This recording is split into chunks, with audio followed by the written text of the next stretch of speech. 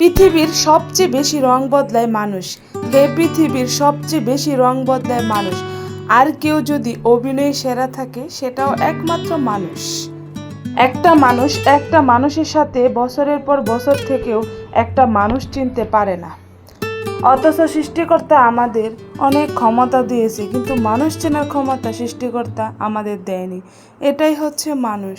টাকা জীবনের অনেক কিছু। টাকা হলে দেখবেন ফ্যামিলিতে আলাদা একটা গুরুত্ব পাওয়া যায়, বন্ধুত্বের ভিড়ে একটু বেশি প্রায়োরিটি পাওয়া যায়, আত্মীয় স্বজনের কাছে আলাদা সম্মান পাওয়া যায়, অনুষ্ঠানের বিশেষ অতিথি হওয়া যায়।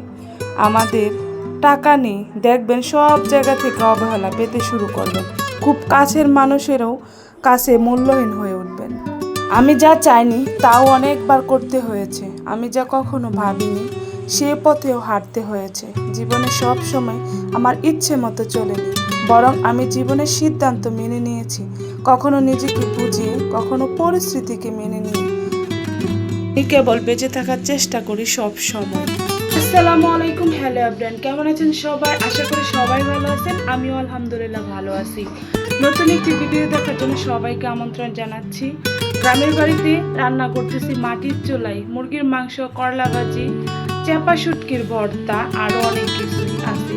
রান্নার পাশাপাশি আমি আমার জাল মিলে এখানে পিঠা বানাচ্ছি।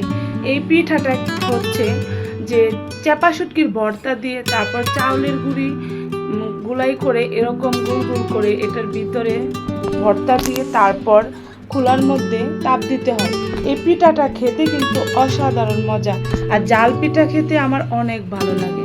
পিঠা বানানো শেষ করে চলে আসলাম এদিকে, এসে দেখি সবাই মিলে গাছ থেকে আম পাড়তেছে।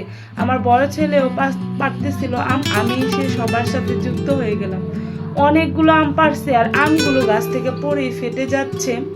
সবগুলোই কাঁচা আম, এখন তো আমের সিজন, অনেক ভালো লাগে কাঁচা আম খেতে। আমের জুস খেতেও ভালো লাগে, আবার ভর্তা খেতেও ভালো লাগে, আবার এই আম দিয়ে অনেক ধরনের আচারও বানানো যায়। আমি কিন্তু প্রত্যেক বছরেই কাঁচা আমের অনেক আইটেমের আচার বানাই। এবারও ভাবতেছি বানাবো, তো আমিও ট্রাই করতেছিলাম যে আমি দেখি পারি কিনা গাছ থেকে পারতে। আমার ছেলে অনেকগুলো আম পারছে, আমার জালও ছিল সাথে, আমিও চেষ্টা করতেছি। চেষ্টা করলে সবই সম্ভব। কোনো কাজই হোক না কেন, চেষ্টা চালিয়ে গেলে অবশ্যই সফলতা আসবে। তো আমি অবশেষে আম পাড়তে পারলাম, একটা ভালোই লাগতেছিল যে না আমিও পারতে পারছি। আবার আসলো আমার ভাতিজি, সেও পারতেছিল যে আন্টি আমাকে দেন, আমিও পারি। সবাই মিলে আম পেড়ে ভর্তা খাওয়ার মজাই আলাদা। আর গ্রামে থাকলে সবাই একসাথে অনেক আনন্দ করা হয়, অনেক ভালো লাগে সবাই একসাথে যখন যে কোনো কাজ করি। অনেকগুলো আম পাড়া হয়েছে, তো এইখানে আমি, আমার বাস্তি, আমার ছেলে সবাই মিলে আম ফাটিয়ে এভাবেই কাঁচা আম খাচ্ছি। কিছু পিঠা ছিল, এসে দেখি আমার জাল বানিয়ে ফেলছে, ওইগুলোই আমি সেঁকে নিচ্ছিলাম। এই পিঠা কিন্তু গরম গরম খেলে ভালো লাগে, একবারে খোলা থেকে উঠিয়ে তারপর গরম গরম খেলে আমার কাছে অনেক ভালো লাগে জাল পিঠা। কার কার জাল পিঠা খেতে ভালো লাগে সবাই কমেন্ট করে জানাবেন। আর এই পিঠাটা কে কী নামে চিনেন এটাও কমেন্ট করতে বলবেন না।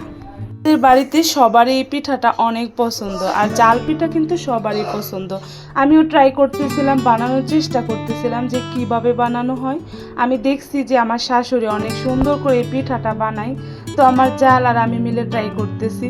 তবে আমি এত সুন্দর করে পারি নাই, তারপর দেখতেছিলাম যে আমার জাল কিভাবে বানায়। সে পারছে ভালোই, অনেক মোটামুটি সুন্দর হয়েছে। তবে আমার শাশুড়ি অনেক সুন্দর করে বানাতে পারে। আর মানে এই যে পিছনে উপরে দেখা গেছে যে এরকম ভর্তা লেগে যায় না, কিভাবে যে বানায় আমার শাশুড়ি, অনেক সুন্দর হয়, অনেক মজা হয়। পিছনে শাশুড়ি বলেন, মা বলেন, তাদের খাবার, তাদের রান্নার মজাই কিন্তু অন্যরকম, আলাদা একটা স্বাদ পাওয়া যায়। আমি যত ভালোই রান্না করি না কেন, দেখা গেছে আমি বাড়িতে গেলে আমার শাশুড়ি কোনো কিছু রান্না করলে ওই খাবারটা আমার ভালো লাগে খেতে। আবার আমি আমার বাবার বাড়িতে গেলে আমার আম্মু যখন কিছু রান্না করে সেটাও আমার কাছে অনেক ভালো লাগে। নিজে যতই ভালো পারি না কেন, শাশুড়ি, মা, তাদের হাতের রান্না কিন্তু আলাদা একটা স্বাদ আছে। আর এই পিঠাটা কিন্তু এই যে আমি গরম গরম খাচ্ছিলাম, অনেক ভালো লাগতেছিল, অনেক মজা হয়েছিল। সবাই মিলে আম ভর্তা খাওয়ার জন্য এখানে প্রস্তুতি চলতেছে, সবাই মিলে আম ভর্তা বানাচ্ছিল। আমি এসে বসে বসে দেখতেছিলাম, আমাকে বলতেছিল আন্টি আপনিও হেল্প করেন, তো আমি কিছুই করি নাই, আমি জাস্ট ওদের ভিডিও করতেছিলাম যে ওরা কি করতেছে, কিভাবে প্রসেসিং করতেছে। আর একসাথে যে কোনো কাজ করলে কিন্তু অনেক সহজেই হয়ে যায় আর ভালোও লাগে। আর আম ভর্তা আর যে কোনো ভর্তাই বলেন না কেন, সবাই মিলে বানিয়ে তারপর কাড়াকাড়ি করে খেলে কিন্তু এটা স্বাদ অন্যরকম। চালে কিন্তু অনেক সুন্দর করে ভর্তা মাখাচ্ছিল, তো এটা দেখে আমি মানে কি বলবো, জিভে পানি চলে আসতেছে, মন চাচ্ছে এখনই খেয়ে ফেলি। তো চিনি দেওয়া হচ্ছে অনেকগুলা, আবার হচ্ছে যে কাঁচামরিচ দেওয়া হয়েছে, লেবু পাতা দিয়ে তারপর অনেক ভালোভাবে মেখে বানানো হয়েছে। যাই হোক, সবাই ভালো থাকেন, আল্লাহ হাফেজ।